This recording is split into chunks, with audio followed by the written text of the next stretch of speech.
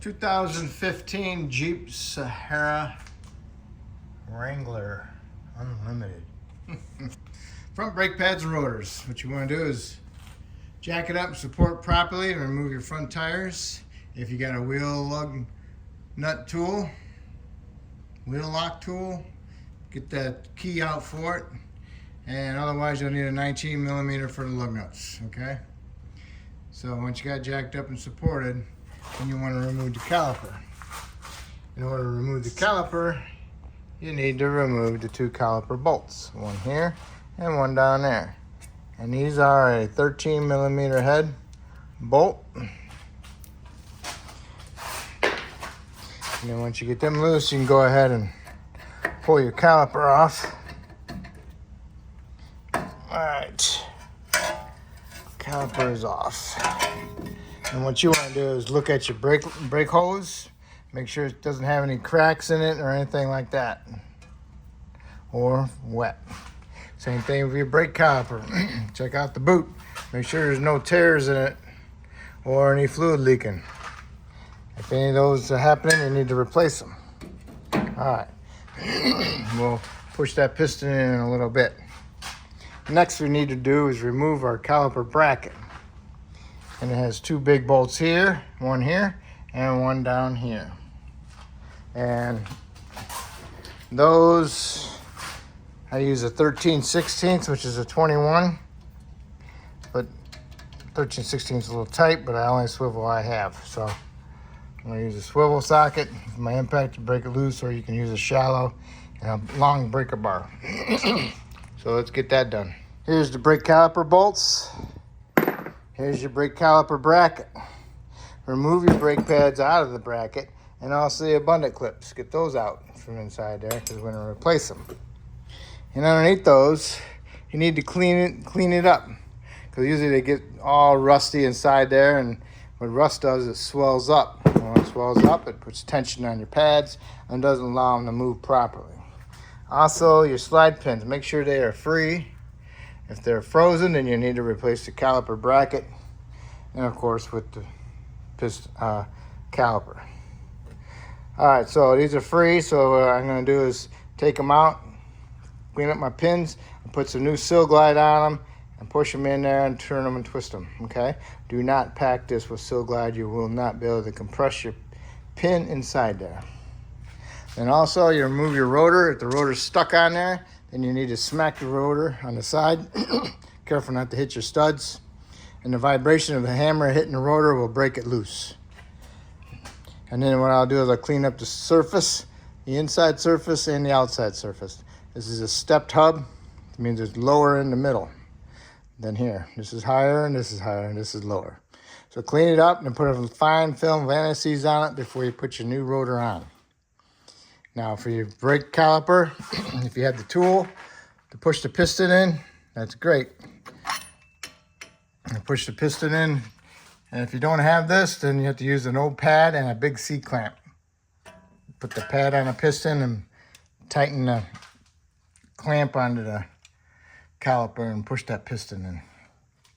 All right. So once you get these cleaned up, put some paint on them. Let them dry, and then we'll put our rotor on there and start going back together. And also the rotor, make sure you wash them with soap and water, remove the shipping oil. And just a note that these do have two different size rotors.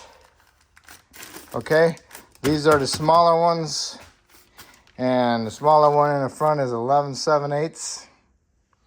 And in case you're wondering about the back are the smaller ones also, and that's 12.5. I'll have to get you the metric millimeters. Okay, the smaller rotors are 11/7/8 from here to there, which equals 302 millimeter. And the back ones are from here to there, that's 12.5, which is 316 millimeter. There. Here, this is what a nasty looking hub looks like. All right, so you need to get it all cleaned up. All right, here's my hub. A little bit better. This is what I use to clean it up. Angle die grinders, one with the stud, I don't know what they call them, Brillo pad, and then a sandpaper one. All right. Now I use my sandpaper on my bracket to get inside there, get it all cleaned up. All right. Now I'm gonna do is put some paint on it. Got some pins cleaned up, got the Sil Glide, roll it in it. Make sure you get it up towards where the boot goes and get it on the boot. Push it in there and just turn it as you go in there to help spread it around.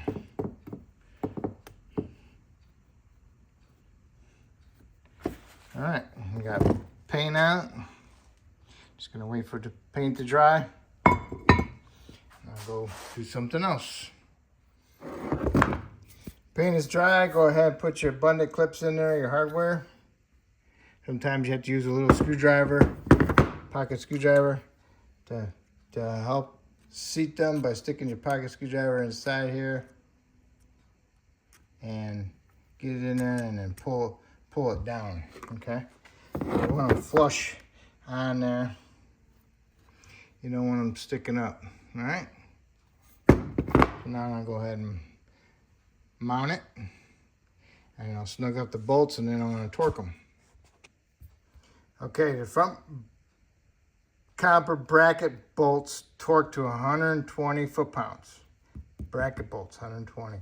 Caliper bolts, 26. So you want to torque these to 120 foot-pounds, okay? Then you can put your brake pads in there, and these act like little springs, so you put them in a little bit of an angle and you push them in like that. Okay. Put them in an angle. Let me do something there. Too much. All right. Get them in there. If you can get them in there, push them in there. Got them. Got them in there like that. All right. And then you can go ahead and push them all the way in. Same thing with the backside. All right, the backside has indicators, and on both sections of the indicator. But usually you put them towards the rotation of the rotor.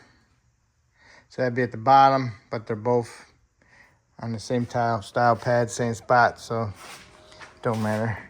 Go ahead, put it in an angle, squeeze it in there. Push it on there. All right, that's done. So now we can put our caliper on. Make sure that the line is not twisted. Push the slide pin in towards you. Put the caliper on there. Come up here and push the slide pin in. And then you can go ahead and get your caliper bolts started. And remember, snug them up and then you tighten those to 26 foot-pounds. If you see the vice grips on here, I just have them on there just to hold my rotor a little bit. It doesn't hurt the threads or anything because I'm not bearing down on it. You can use your lug nut. I just use vice grips. All right, so now we got the right side brakes done. Now we can go do the left side. And exactly the same, except it's on the other side, all right? So once you get both sides done, go ahead, put your tires on, torque your lug nuts to 100 foot-pounds, lower it down to the ground, go inside the vehicle, start it up, push the pedal to the floor a couple times. Do not put it in drive or reverse until you have a good pedal, all right? Because if you don't pump up your brakes beforehand and you put in drive or reverse, you won't have any brakes until you pump it up. So just be aware of that.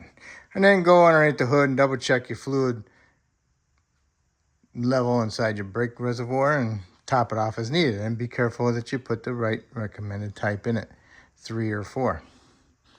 Okay, so hopefully I helped you out with this video, and hopefully you can help me out by subscribing to me. And just want to thank you and good luck.